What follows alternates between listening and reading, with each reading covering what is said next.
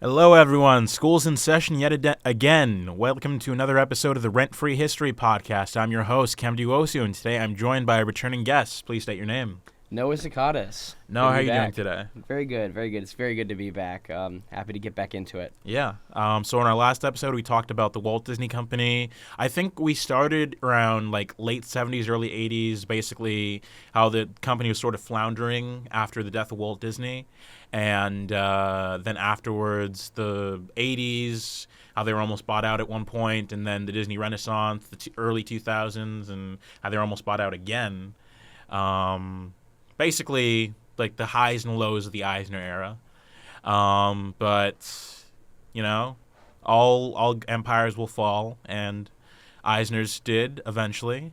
In 2003, there was the Save Disney campaign. Yes. Where, what's his name, Roy Disney, he resigned from his post as head of Walt Disney Productions, and he went on this huge, I think it was an internet campaign, if I remember correctly, called Save Disney, where he wanted Eisner to resign because he thought he was basically just putting Disney in further turmoil. Yeah, essentially.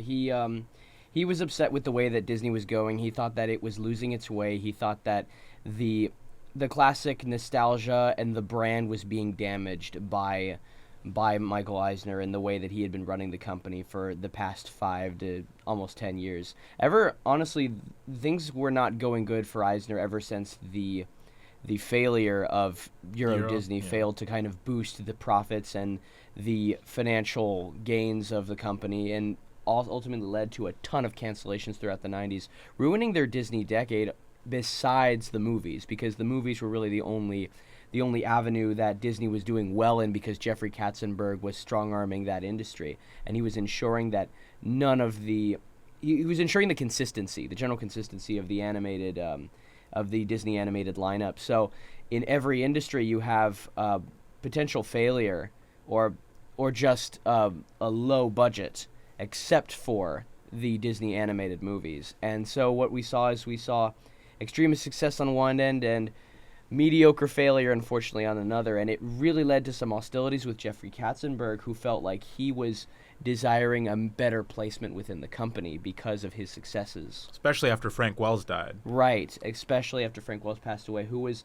kind of the yes or no man for Michael Eisner, because they used to be a team, and they would work together in order to approve or disapprove certain projects. Michael Eisner was the ideas guy, and Frank Wells was is it financially feasible? Can it draw in the crowds? Is it on brand with what Disney is? And now that he passed away, unfortunately, or that he had tragically, he tragically was killed, unfortunately, during the 90s. There was nobody to be that pillar. There was nobody to be that wall to say, Michael Eisner, this is not good. This is not on brand with what we do, which is partially why, unfortunately, California Adventure was made. It's you could call it a blessing or a curse, either way, because when California Adventure first opened in 2001 on behalf of Michael Eisner, it was a very theme-wise, very confused land, because you had the, of course, the idea of Disney being of the second gate. That was the original idea, was just to have some kind of second gate. But you also had this weird theme of just California, and how, okay, if we have Disney, if Disney has the entire state of California and all of its tourist locations, I mean, we have the Redwood National Forest, you have the Golden Gate Bridge, you have whatever the pier was, probably one of the beaches in LA with the Ferris wheel. If we have all that stuff in California Adventure, then the tourists won't want to go to those places. They'll want to come to Disney. So we double our profits, and we double our tourist percentage. But that was totally a pipe dream, because who wants to go to those places when I can just go to the real locations across California? And that led to a really bad financial beginning for California Adventure, and they're still trying to recover to this day. I also you gotta admit, Eisner at times was given an unfair hand, the limo ride. That was, he planned it, and then Princess Diana died. That's not his fault. Well, it came in bad faith too, because it was an intent. If you look at some of the moments in that ride, forget Hollywood. What is it was called? Hollywood. It's like Taxi or something like that. Yeah, something like Superstar that. Limo. Superstar Limo. That was what it's called. Superstar Limo. If you look at some of the jokes that were made in the ride, if you look at some of the jokes that were made in the ride, they were in a bit bad taste. I think mostly, or not mostly, but somewhat they were in response to Jeffrey Katzenberg's release of Shrek. There's actually a little joke as you pass by one of the studios in the ride where it says Dream Jerks. Dream Jerks, and yeah. In a way, I feel like that was like Michael Eisner being like, okay, how can I get back at Shrek personally for making me a Farquaad in the movie? And then 2001 was probably also the worst time to open up a new park. Yeah, we're totally forgetting about that. I mean, who can? Yeah, that's awful. That tourism dropped, like went lower than the floor, lower than the basement. Tourism after the September 11th attacks was the worst it's ever been. I mean, besides counting the COVID-19 pandemic, yeah. But yeah, it was bad, and it's partially a reason why. It's probably another reason why that led to the dismissal, the ultimate dismissal of Michael Eisner a few years down. It was kind of that the tourist drop and the failure to garner profits because of the releases and because the parks were kind of seen at the time in the early 2000s as being half done. They were kind of seen as half efforts. I mean, all the parks in the late 90s and in the early 2000s were seen as half days, honestly. I mean, you have, not Hollywood, excluding Hollywood studios, you have Disney's Animal Kingdom, you have Disney's California Adventure, the new Hollywood studios that nobody talks about that was released over in Disneyland Paris is the second gate to Disney Euro, which is just like one building at the time of its opening. You have Disneyland Hong Kong, which was a very small park compared to for example, Disneyland Tokyo. Mm-hmm. And the only real successful park that was made in the early 2000s that wasn't a half park where you could do everything and essentially leave by midday was Tokyo Disney Sea, which was planned by Disney Imagineering, but mostly built and managed by the Oriental Land Company. So it was seen as this company was doing an incredible success in the theme park industry, Disney-wise, and Michael Eisner was unfortunately faulting with his plans. And so it was all of that. It was the the tourist decline after 9/11. It was the failure of Disney Euro, and it was the death of Frank Wells. It's not specifically Michael Eisner. It's all these different factors that ultimately bottled up in his dismissal. Yeah. And then ultimately, 2004, the board meeting comes up. 33% vote to not renew Eisner's contract. It's way bigger than they expected to. Yeah.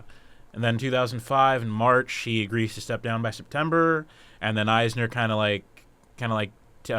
leaves all day-to-day operations to his successor, Bob Iger. Who was hired. He was originally the president of ABC, but yes. He became Eisner's second hand when Disney bought ABC in '96. Right. And there was also some tension there before Jeffrey Katzenberg's ultimate dismissal from the company, where he felt like he should be that place that Bob Iger was, seeing as Jeffrey Katzenberg, who had, of course, this very big ego within the Disney company, thought that it was him that should be in that place because he felt that he was the one who had saved Michael Eisner's butt when it came to releasing the animated films in the 90s and ultimately saving the Disney Renaissance decade that was planned in the late 80s, early 90s. Say what you will about Katzenberg, as soon as he left, the film started getting worse. It's true. And you know what? DreamWorks had a golden age, too. Or maybe, yeah, they had a golden age for about, 5 to 10 years when they released movie after animated film after animated movie. I don't know what Jeffrey Katzenberg's extent of or creative control was after, but I mean the Shrek films were some of the most successful animated films of all time at that point, and it was partly due to Jeffrey Katzenberg taking the idea of using actors, established actors as voice actors. I mean, you had seen that a little bit in the past, with Aladdin. With that dog movie, the dog movie that Disney made in the 80s. Oh, Oliver and Company. Patrick Swayze was the voice of the dog in that, and it had been utilized before, but not to the extent that Shrek did, where it had 4 or 5 major actors as voices, doing the voices for the characters. And so he really, really was able to capitalize on that idea, like Disney had and no animated company had done before, and really made an incredible success. He ended up, that's a different topic for another time, but he ended up kind of saving and ruining the animation industry, because now that's like the industry standard to get as many like established actors to voice your characters in your movie. Yeah. And it also led Shrek was also the very first animated film to receive Best Animated Feature. Yeah. And they did that, which is hilarious. They did that because of Toy Story. Toy Story created. They gave it a special Oscar, Toy Story, because it did not have an animated feature category. But Shrek was such a success after Toy Story came out that Hollywood knew that was the beginning of a new era where computer animated movies, were going to basically outdo the industry because they could be done faster, they could be done potentially more successful, and cheaper. Did I mention cheaper? Did I say cheaper twice? You might have. Hey! It's cheap, you know. Yeah. I also love how for that first Oscar ceremony with all the animated features, they animated all the characters in their seats, just like they did. And the nominees are Jimmy Neutron, and you have Jimmy Neutron clapping with Goddard. You have like Shrek clapping, and then like afterwards you have Shrek. Like they animated like Shrek like going up saying, "I'd like to thank you, laddies, for this Oscar." That's fantastic. Yeah. I haven't seen him go up on stage, but I've seen the clip where he's like in his seat clapping. Yeah. That is incredible. They knew what they were doing. Yeah. I also think it's funny, like, each company probably have to, like, put in, like, animate a scene of them accepting the Oscar. Yeah. But, like... Oh, that's so sad. You imagine, like, Jimmy Neutron won the award, and then so they animated that whole thing, and then once they say, okay, Shrek won, never mind. Throw it away. They just, like, dump it off the side. That's lost media right there. Yeah, exactly. You know, we got to do an investigation on that. We got to contact Reddit. They're gonna go through a full investigation to find out where that is. Another thing that also resulted in like the downfall was the rise of DisneyToon Studios and the end of like the partnership with Pixar. Two things that like Iger, once he was put in charge, he kind of ended. Yeah, so there was this plan because the friendship between Disney and Pixar during the late 90s, early 2000s was pretty hostile. They had some kind of contract. I think it was like a 5-movie contract where Disney would work in tandem with Pixar to make films for them that were half owned by one another. And Michael Eisner didn't really see the long-lasting relationship. He didn't see a long relationship with Pixar.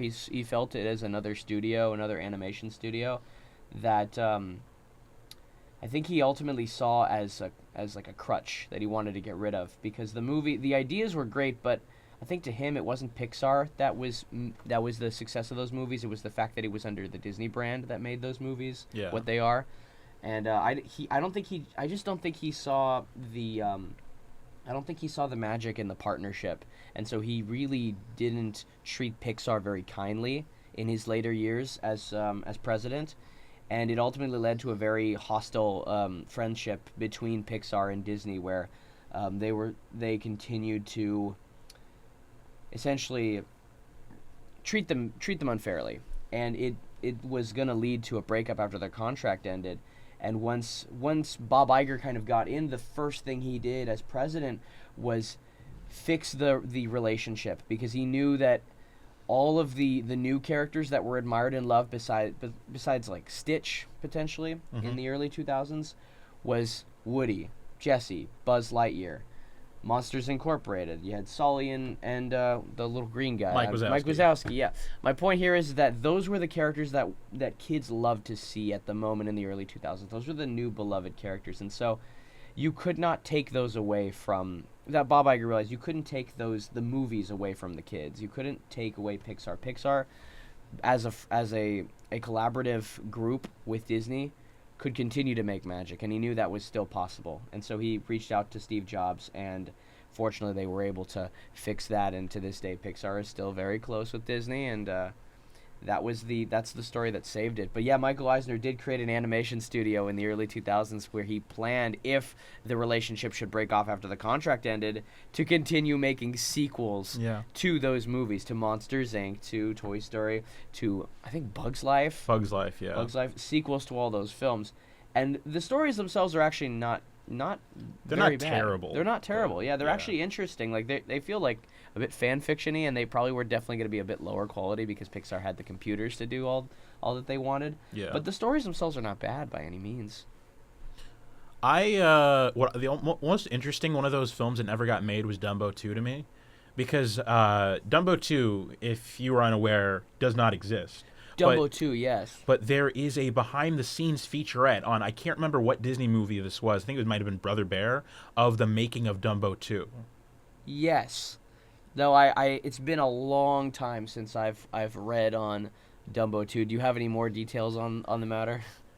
No, it is just a single featurette. There's no other information. I guess it just got Yeah. scrapped at one point. I think it was just too bland. They had a lot of ideas in the early 2000s for sequels to their classic films, but I don't remember all the details. I think he made like a friend group of circus animals, and then they went on a big cross-country journey to get back to the circus. They got stranded or something like that. It sounds like Madagascar. Yeah, it probably was. It probably was, honestly. Michael Eisner's like, I want a Dumbo sequel that's like Madagascar. Get on it.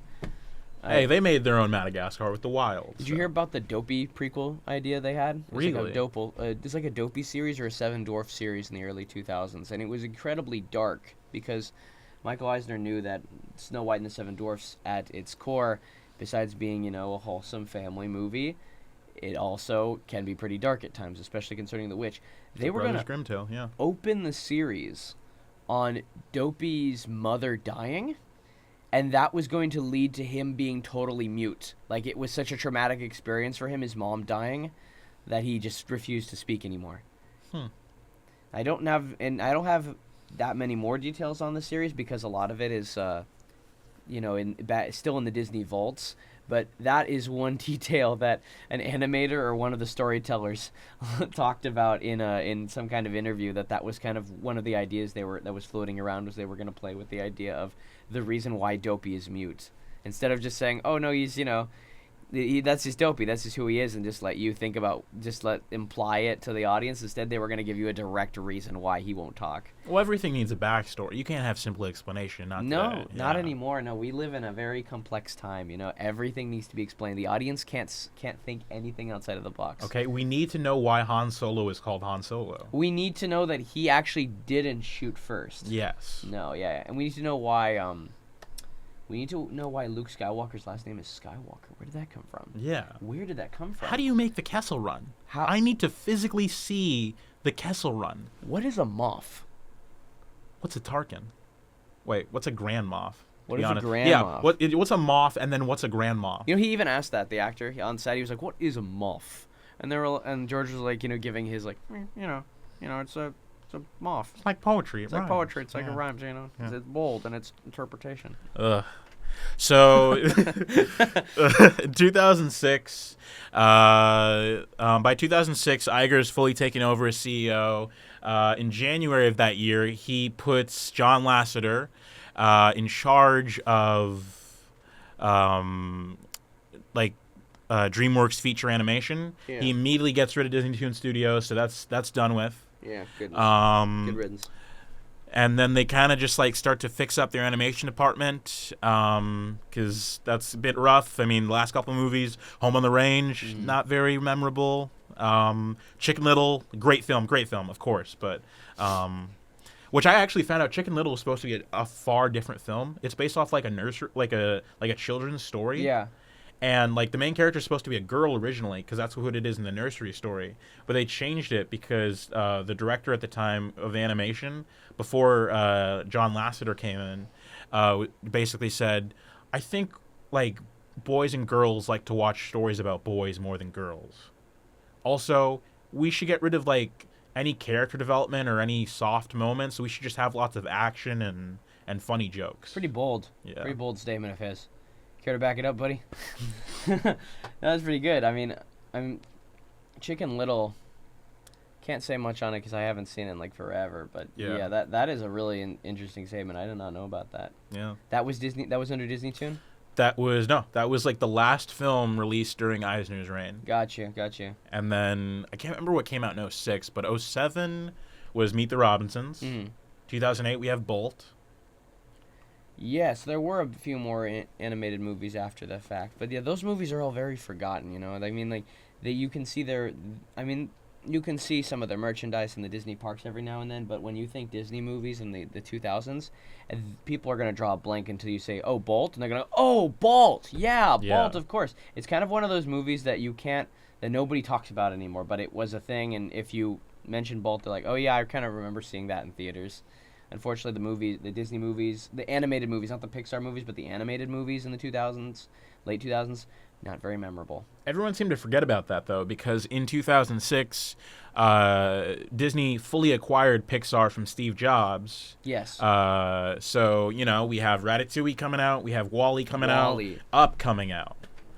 And WALL-E was incredibly praised at the time for being one of the last films to be discussed in The Lunch, which was like yeah. They talk about that in the WALL-E promo, where it's like this creative lunch that happened sometime in the 90s before Toy Story was made, of all these really cool ideas, and Toy Story, Monsters Inc., Cars was discussed, and WALL-E, and Finding Nemo. Finding Nemo, we haven't mentioned Finding Nemo. Oh, we haven't mentioned Finding Nemo. Wow.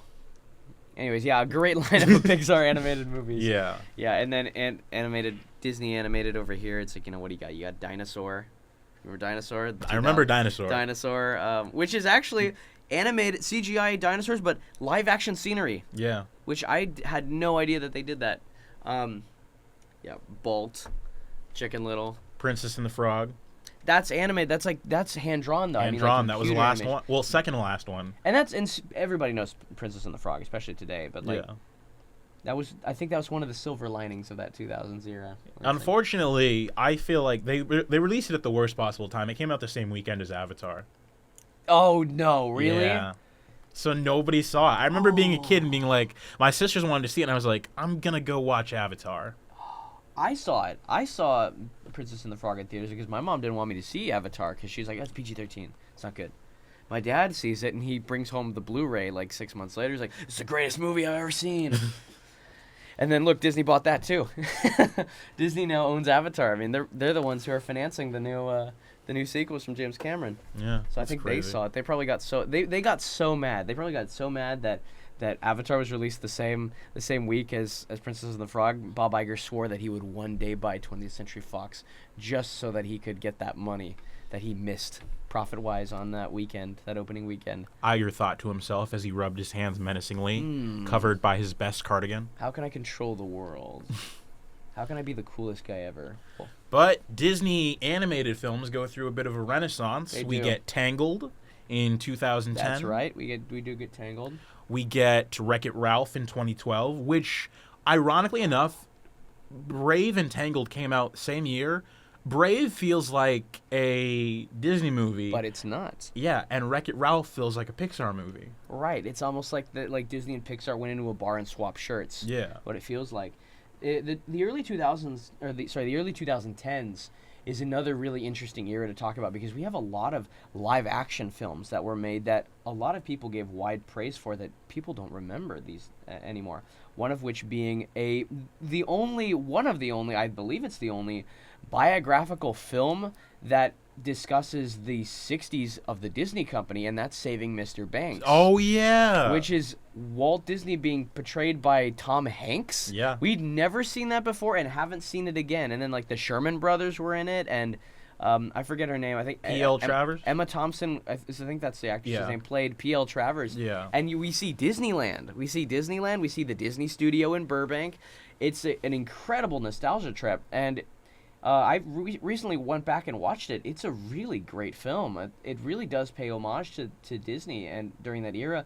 And what's great about it that you can kind of see rarely these days is the magic is there and the love for the history of the company is there, which is wonderful to see. And I think it's one of their best live action films ever made. Yeah. We also have The Lone Ranger, which was kind of a stinker.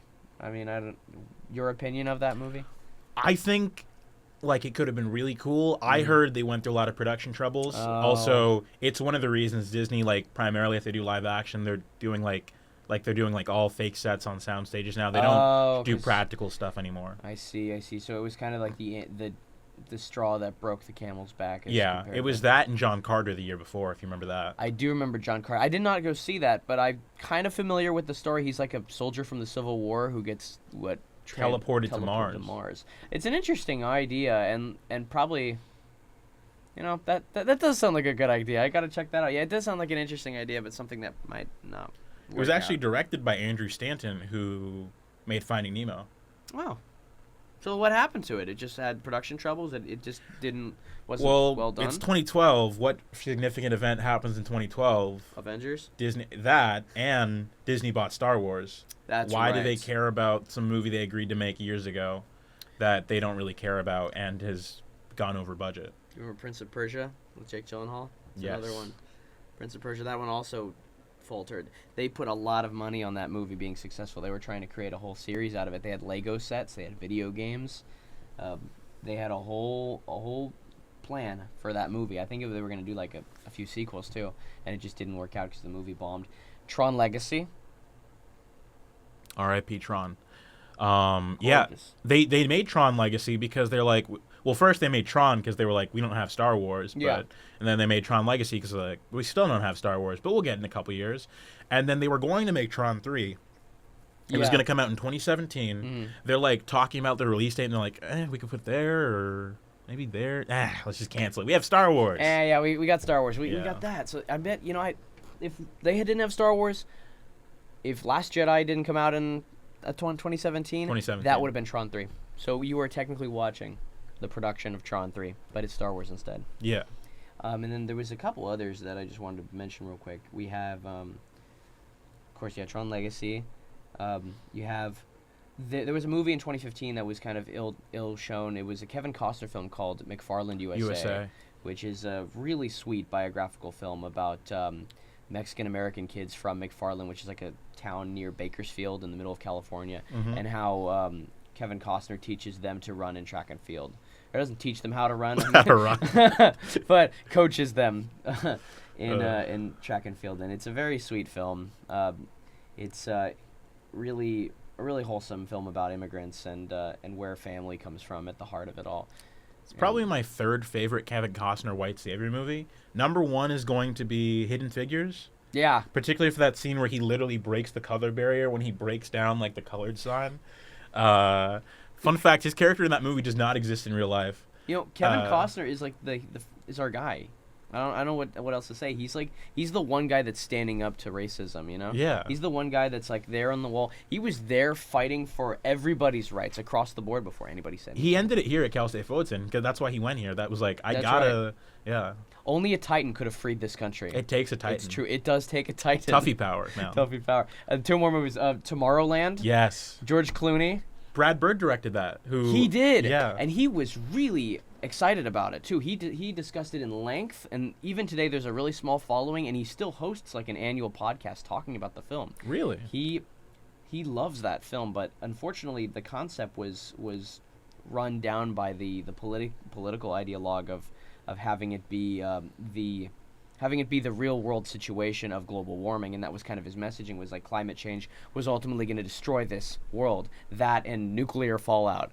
That was like his 2 ideas, and unfortunately like that didn't translate well to the mass audience, who was just seeing like essentially a mouthpiece to try to push some kind of political narrative. So unfortunately a lot of people thought, oh, I'd rather not, and turn away from it, or the fact that it's just a Disney movie and that it might have come out at the wrong time. And finally, Sam Raimi made Oz the Great and Powerful. Oh my gosh, I forgot about James that. Franco. And Rachel Weisz was in it too. She was like the witch that gets crushed by the house. Oh yeah, and then what was it Mila Kunis? Mila Kunis, Meg, played the Witch of the West. Yes. I heard that movie like totally ignored like whatever lore was established in Wicked, the Broadway play. Yeah. And I think that might have been where some of the criticism came from. But I saw it as a kid and I thought it was really fun. It was a fun movie. And I was like, oh, now I know the origin story of Wizard of Oz, so I can go back and watch Wizard of Oz. And my child brain was like, these movies are exactly the same. They will be remembered in history just the same. They are both perfect movies. Yeah, Oz the Great and Powerful, Wizard of Oz, and then Return to Oz. Return to Oz. That's the nightmare one. Yeah, Return to Oz, which I have not seen fully, but yeah, that's a shocker. Yeah. That was a confusing film. Well, I hope you guys have enjoyed this talk so far. We're going to take a brief break, and we'll be right back. We'll talk more about some Disney when we come back. Thank you. All right, we're back. That was a great commercial. I'm sure it was. I didn't know which one I chose, but I think it was called Barks of Love. So, yeah. I'm assuming that has something to do with dogs. I believe so. I mean, woof woof. Woof woof indeed.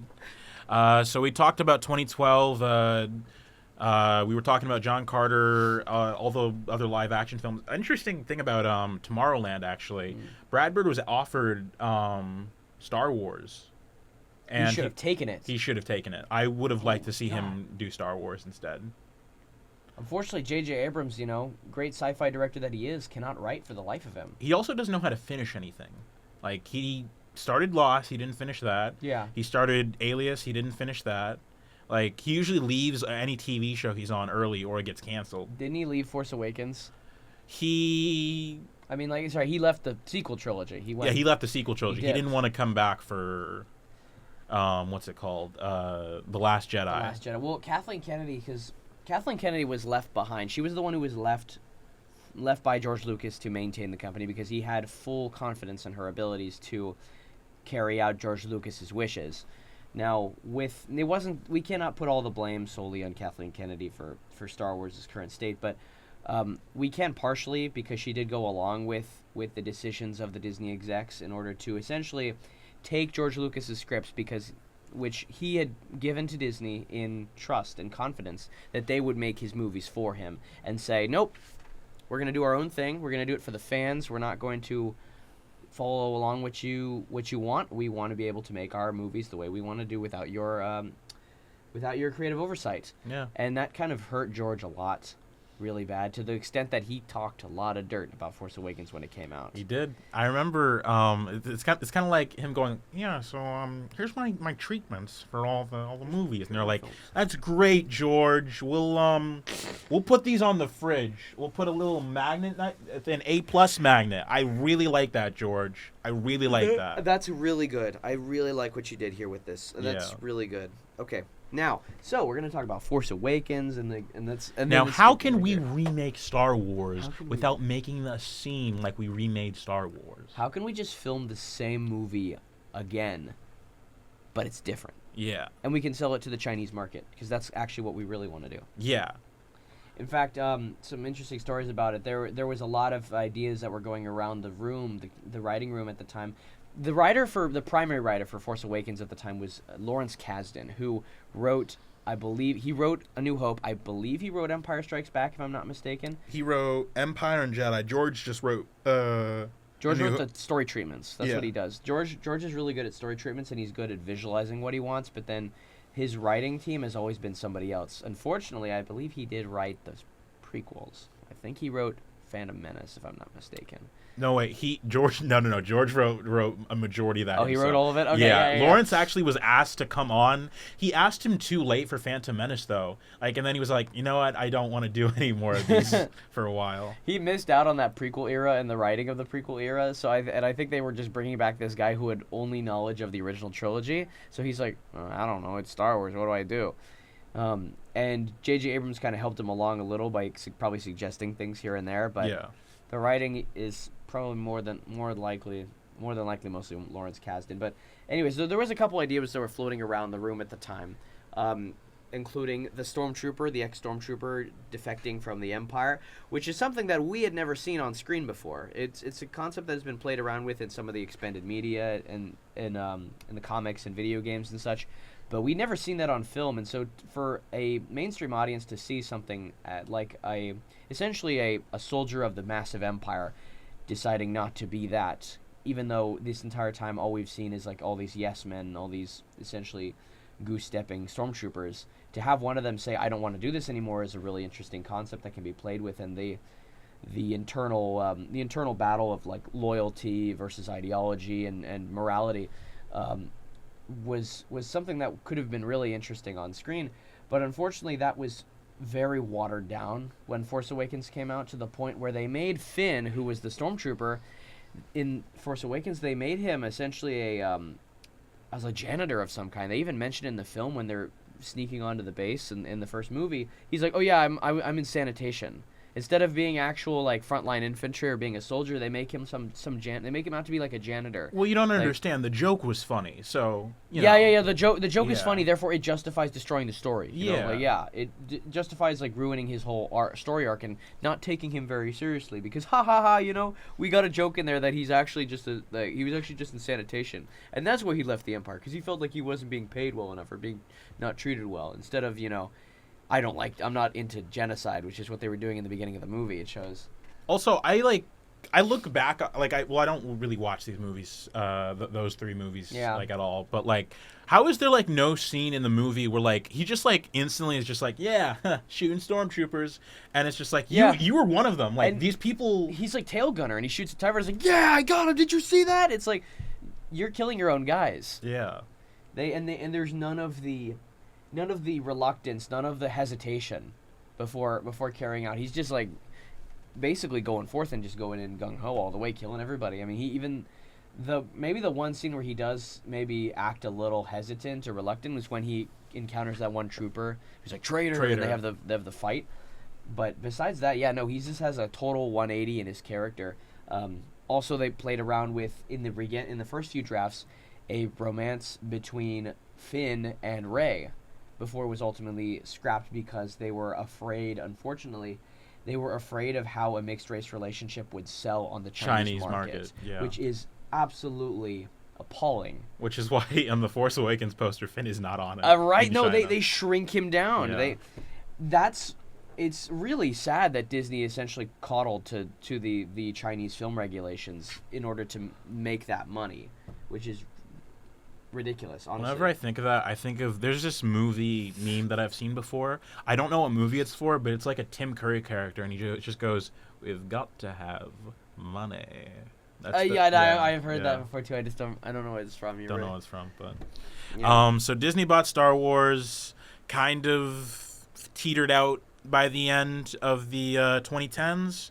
Marvel, however, doing really well in the 2010s. Marvel had been doing really bad in the 2000s and in the 90s. I think they almost went bankrupt a few times, if not for companies buying or leasing the IPs in order to make movies, the X-Men movies, Spider-Man movies. Marvel Comics itself was doing really badly. But MCU changed all that, totally gave it a 180. Kevin Feige totally saved Marvel. Yeah. In the early years, he had a plan. He knew what he was doing. The movies on the individual characters, Captain America,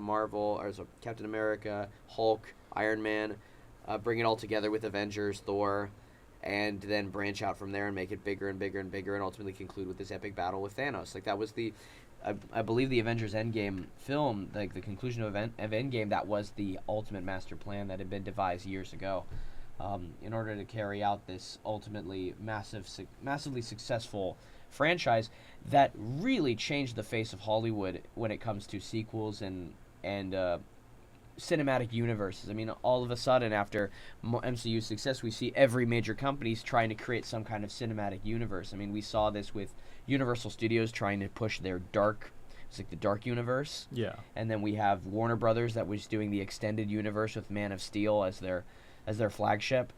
And just a ton of companies that suddenly have these whole cinematic universes going and playing with that idea. Hasbro Cinematic Universe, Hasbro Cinematic Universe, and it just goes on from there. Yeah, it's just really interesting how Kevin Feige was able to change the face of how films are to be made and how films are to be released. Can't say the same for Star Wars. Yeah. I think the problem with Marvel, with Star Wars versus Marvel, is that though Kathleen Kennedy was in charge of Lucasfilm, it felt like she never knew exactly. She didn't have an overriding presence over all three films like George used to be. Yeah, it seems like it's hard to say who made the calls, because there was obviously the idea for Star Wars to do three different films with three different creative heads that would also direct. And that was the idea. And unfortunately, they didn't go through the plan like what George did where he wrote out the story treatments and knew what he was going to do from 1 to 3. Yeah. For 7 to 9, it was, oh, we'll make this movie, and then off of its success, we'll write what the next movie's going to be. And so you have J.J. Abrams for Force Awakens, you have Rian Johnson for Last Jedi, and you have Colin Trevorrow, and his film never got made, who was the director at the time for Jurassic World.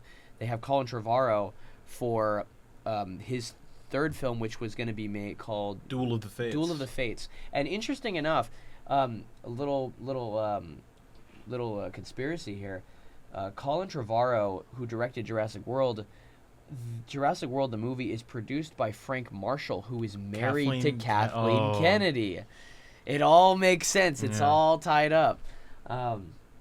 And they're also all very good. They're friends with Spielberg, very good friends with Spielberg. Frank Marshall and Kennedy actually worked on Raiders of the Lost Ark and the Indiana Jones films. So all of these people are very good friends.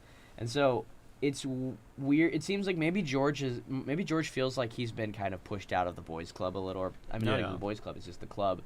But he's always been the outcast. George Lucas has always, refused to work with the industry. Yeah, he's always been a rebel that way. And dropped I think out of the Directors, Producers, Writers Guild because they didn't like his end credit scene from Return of the Jedi and Empire Strikes Back. They didn't. So I think he's always been that outcast. It's now kind of. Maybe this is a theory. Maybe now it's bothering him a little because he feels maybe like the industry took his one thing that he used to fight against them, and now they're running with it.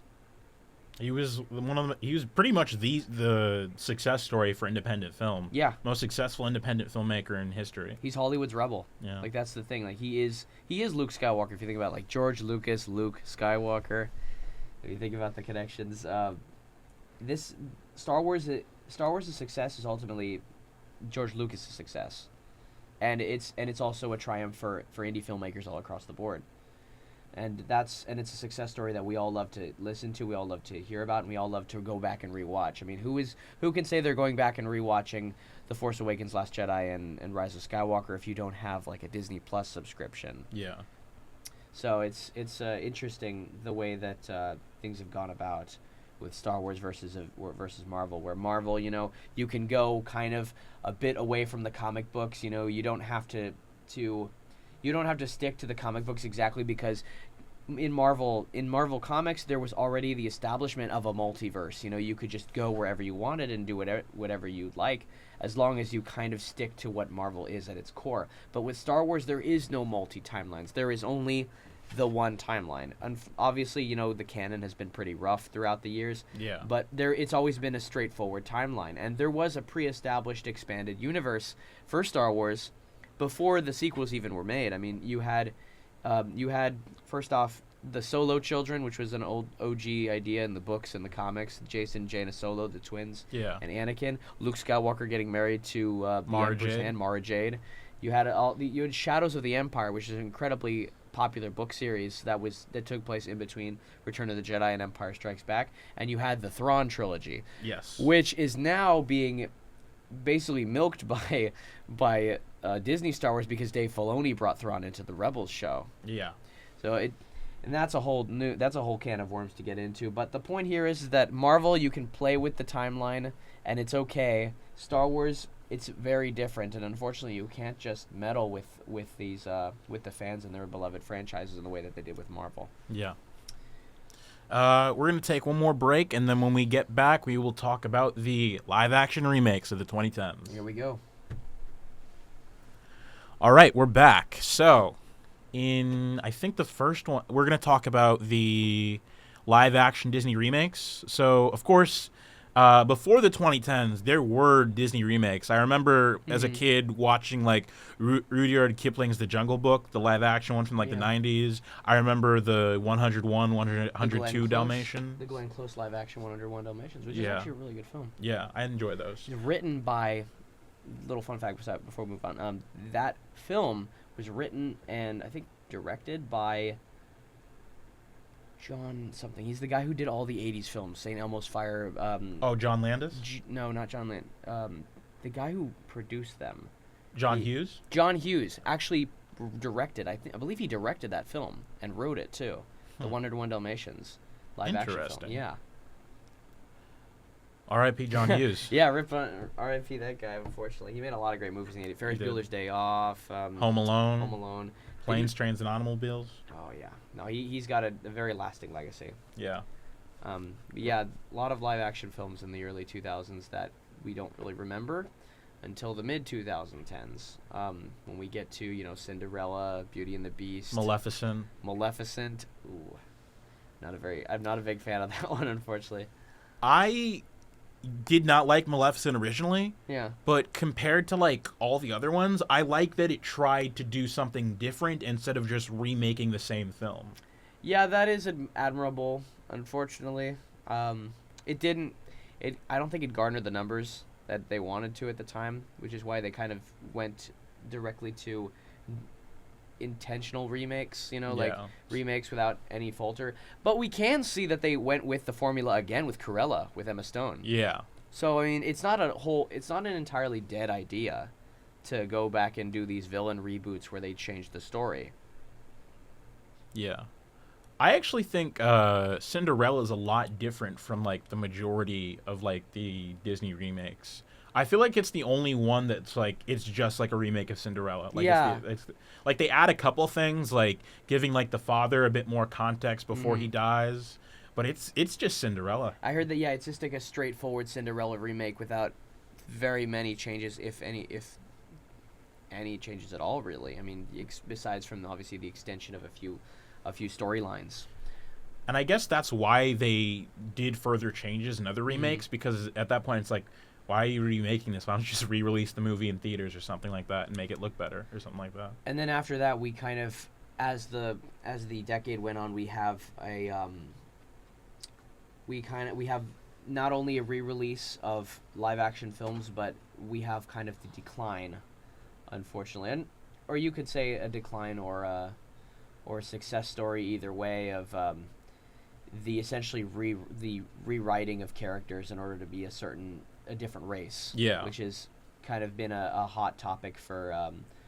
It's been a political topic. Strangely, it's which you wouldn't expect coming out of Disney, which is mostly tried to stay apolitical throughout the years, which is now getting itself into the boiling pot, unfortunately. Well, you see it in like some films, like with Beauty and the Beast, like Aladdin, they really try to play up like she really doesn't need Aladdin, she doesn't need the Beast, like kind of like type stories, and that kind of message kind of permeates through a lot of like the films going forward. But of course, she has to like end up with like the main character at the very end because it's like their movie. But I feel like this like released its headway and people seem to like grow like the most ire when the Snow White and the Seven Dwarfs remake. That was kind of the collapsing point, because beforehand we had seen like, oh yeah, here she's she doesn't need her man, in this element of the story, but she ultimately does fall in love with him because she chooses to be with him. Those are the factors that are introduced in the live action films, is that she doesn't need him to save her, but she does love him because he does still put forth the effort. And then we see that increase as the live action films go on, to the point where the romance doesn't even make sense in some aspects, like in the Little Mermaid film, where she does virtually everything. The only thing that she can say that she likes Prince Eric for is that he's cute, that she likes how she thinks he's attractive. But Prince Eric never saves Ariel in the live action Little Mermaid, because in both elements where, for example, the shipwreck, the scene from the beginning of the film, she saves Eric there, and then during the final battle with Ursula, spoiler alert, she kills Ursula too. Oh my gosh. So and that might be like, oh wow, okay, great, whatever. The protagonist needed to defeat the antagonist, but what is happening here from the original Little Mermaid is Ariel saves Eric in the beginning of the film. So in return, in the battle, Eric rescues Ariel. It's like I scratch your back, you scratch mine. It's like we saved each other. Yeah. And so there's poetry in that, and that I think the live action writers of the film didn't realize, or just maybe didn't take into account, or frankly, maybe didn't even care about, unfortunately. But it's gotten worse to the point where in the Snow White film, the promo for the Snow White remake, you have the actress, I forget her name now, who is directly, talking smack about the film that she's making, or at least the original film that she's basing it off of. Rachel Zellweger, something Richard, like that. yeah, Zellweger, something like Yeah. that. Yeah.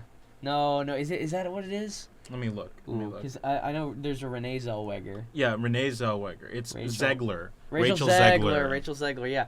But the point here is she is like, she's not selling her movie, you know? The whole point of going on the tour, going on the promotional tour for your film, is to sell your movie. And I don't think she understands that, or nobody told her that you're supposed to sell your movie. You're supposed to make money. Yeah. With whether you agree or disagree with the subject matter of the original film that came out almost, what was it, 80 years ago? 80 years ago. Like, come on, you know? It's like, please sell your movie to us, you know? What you're doing is you're telling us, oh, so the movie that you're selling is based off of what, evil morals or you know, trying to suppress women, then why would I want to go see your movie? Yeah. Also, Disney's first film, so It's Disney's first film. It's yeah. what launched them into stardom. It's what launched Walt into stardom. Unfortunately, you know, what you're doing is you have an actress that you're frontlining right now that is dissing on your founder's career, dissing on your founder. You know, like you wouldn't want a spokesperson, a PR representative going around to the different studios and to podcasts and shows saying, "Oh, Walt was anti-Semitic," or you know, Disney is based on the foundations of racism. So it's like, who are you? Why do you represent the company? Yeah. Because that's who all these people are. Ultimately, at the core, these actors and actresses represent the company and represent its ideals. So what does that say about the company? Unfortunately, that's the state we're in. That is the state we're in. Also, another thing we should talk about. So, Iger sort of resigns. I think it was either 2019 or 2020.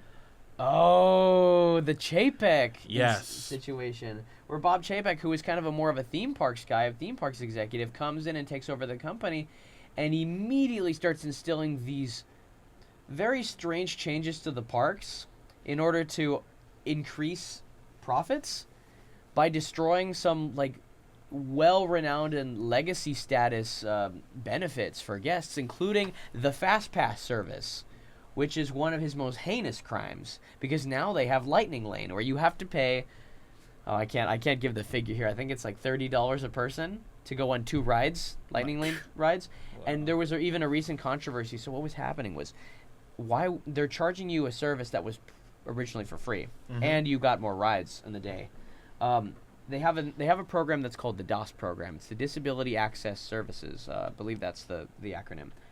And what it was is you went to a guest services cast member in the parks, and you said, and you showed them your disability, or you discussed your disability. Say, hey, I'm disabled. I can't stay in the attraction. They don't say what's your disability, but they say what is the inability that prevents you from going in the line, essentially. And then you would say, oh well, you know, I can't walk, or I have extreme anxiety, or I have high functioning autism. Explain it a little to them, and then what they do is they give you a freebie pass to go on all the attractions.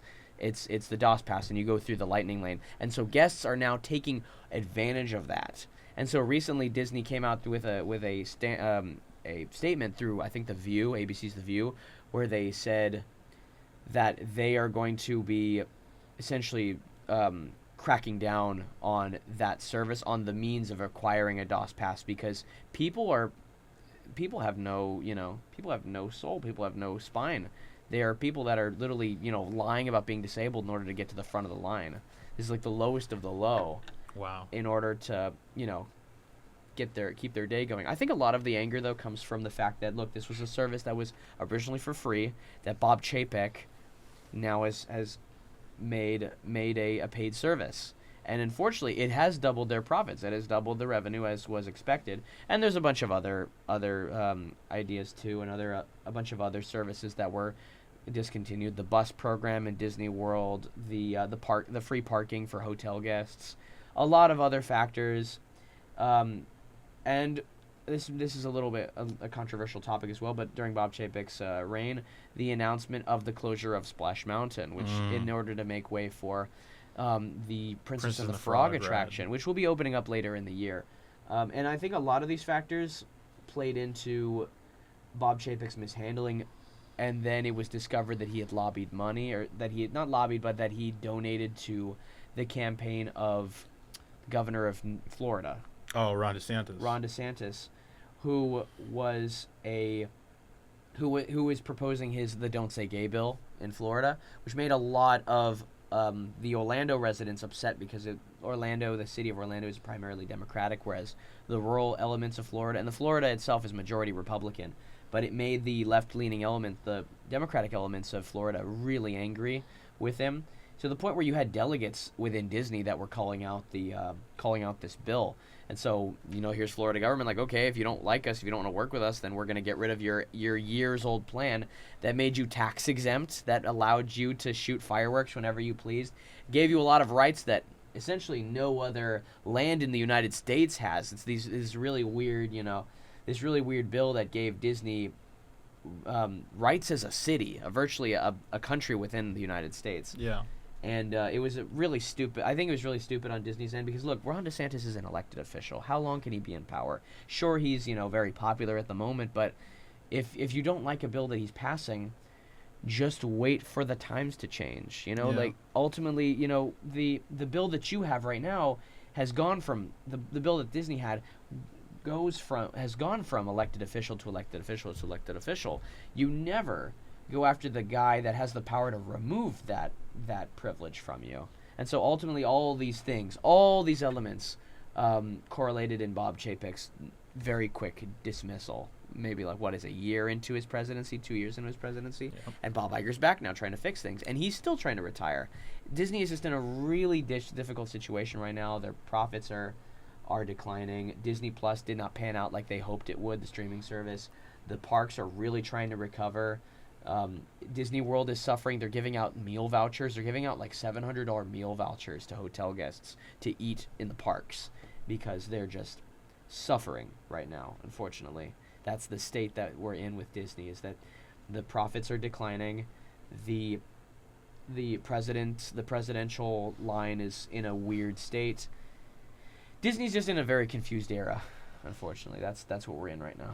Well, it seems like nothing can go right with Disney. I'd like to thank you, Noah, for being on this episode. Hopefully we can do another Disney episode sometime in the future. I'd love to talk about the Disney projects that were unrealized, like Epcot and stuff like that. So I'm happy to be back whenever you'd like me back. I'm happy to be here. Awesome. And I hope you guys are happy to listen to that episode. Very informative. Until next time, this has been Rent Free History. I'm Ken Duosu. Have a good night. Good night, guys.